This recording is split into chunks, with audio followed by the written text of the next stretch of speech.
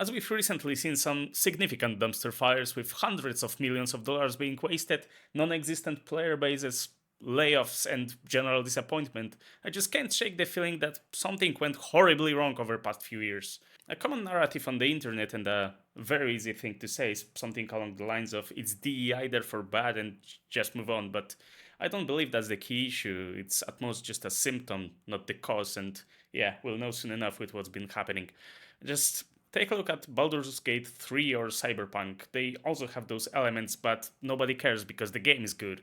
But what makes the game good besides tits, thighs, ahegao, suggestive writing? Shut up, Kay, let me do this. But good point on the question part. Let's break it down into core pillars that are as universal as possible, since I could spend days discussing, I don't know, itemization in ARPGs and some other autistic bullshit. I think we can agree that gameplay is key. It just has to be good. Otherwise, what's the point? Unless the story and other elements are truly extraordinary or the game is borderline addictive. Talking about gacha games. But what is good gameplay exactly? I'm gonna say some seemingly obvious stuff, but same with the common sense nowadays, it's not that common anymore.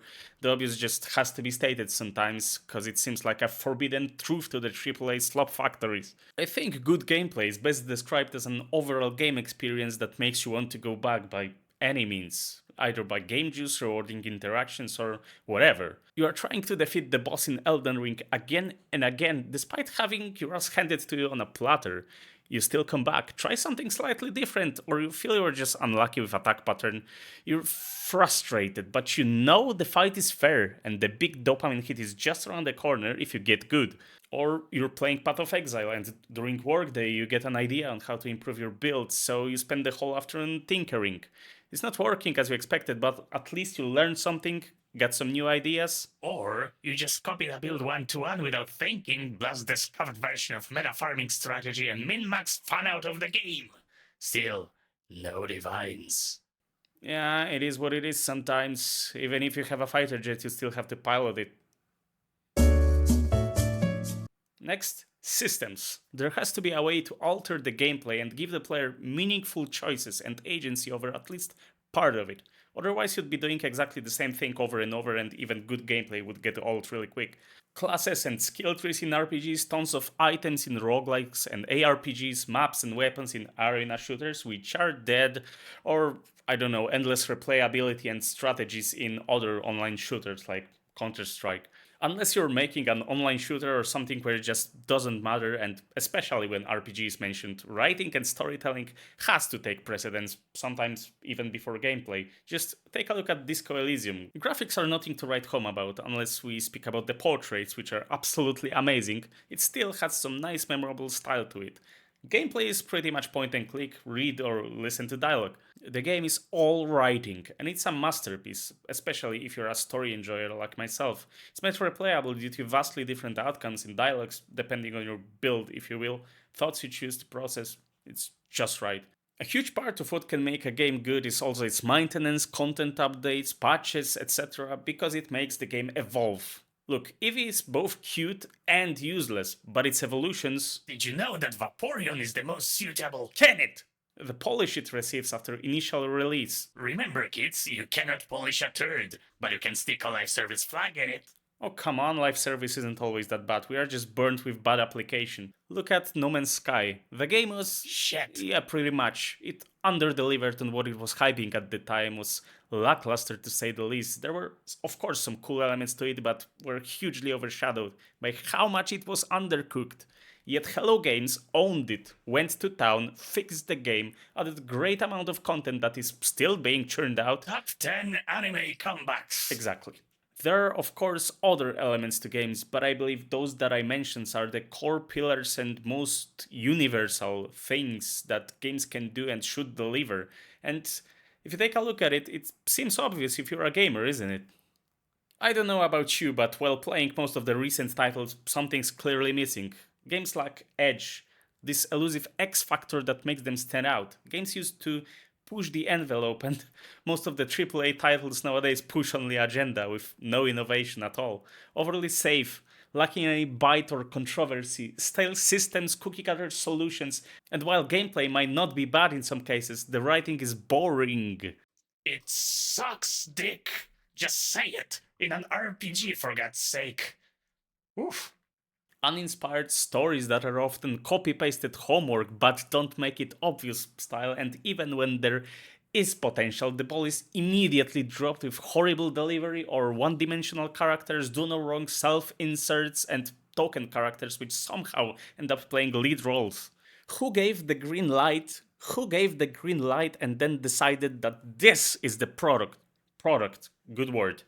The product that we're sure millions will enjoy, become fans, and will make a lot of money. Nobody in right mind would approve of this.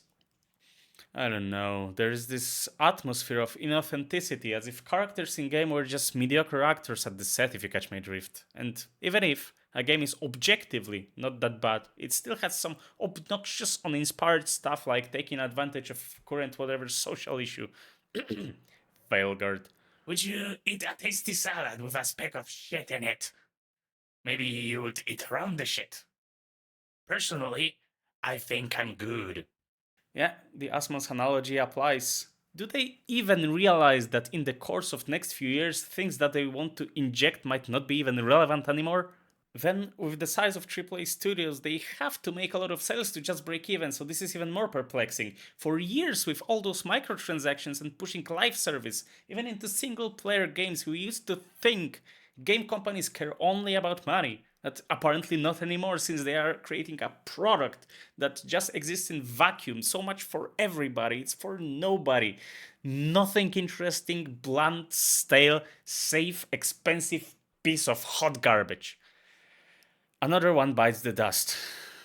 One of the reasons might be that the studios are just too big to have one clear vision of different aspects of the game. It's harder to communicate efficiently between all of those teams, and with corporate structures being what they are, things might easily get unmanageable. Too many cooks. I mean, cooks. Pardon my Freudian slip. Yeah.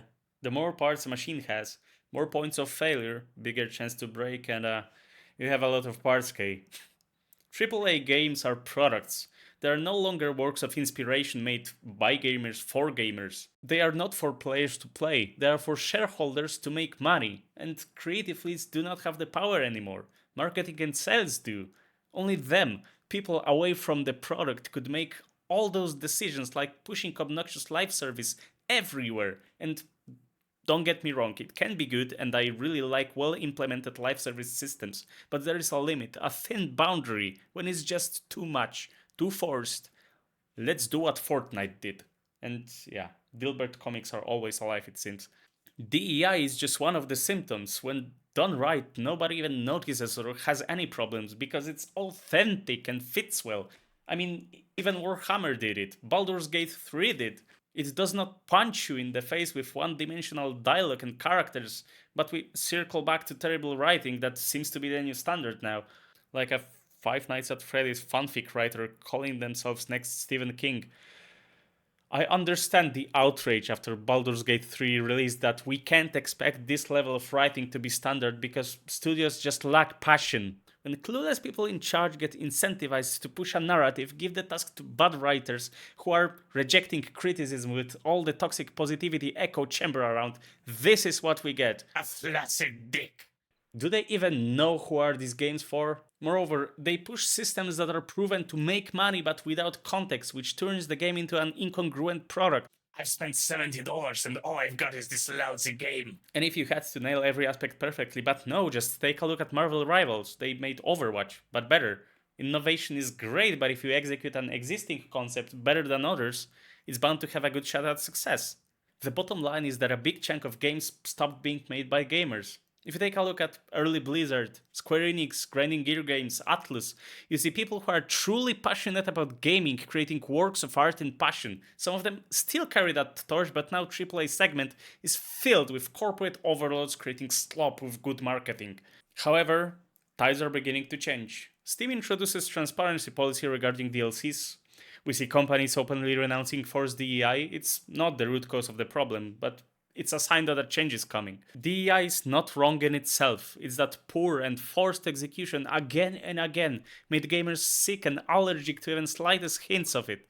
Just take a look at New Witcher. The whole saga is mostly indirectly about Ciri. Good ending of Witcher 3 sets her up as a protagonist, and still there was an outrage, woke accusations, the whole circus. I mean, the community side of this whole issue is another kind of forms, or in other words, a different kind of chaos. We still have AA studios and indies which deliver good games, that's also a different topic. Let's just see what 2025 brings. In meantime, thank you for watching, like if you liked. Technically, yellow snow is the most nutritious. Whatever he said, this has been a different kind of chaos, and see you soon.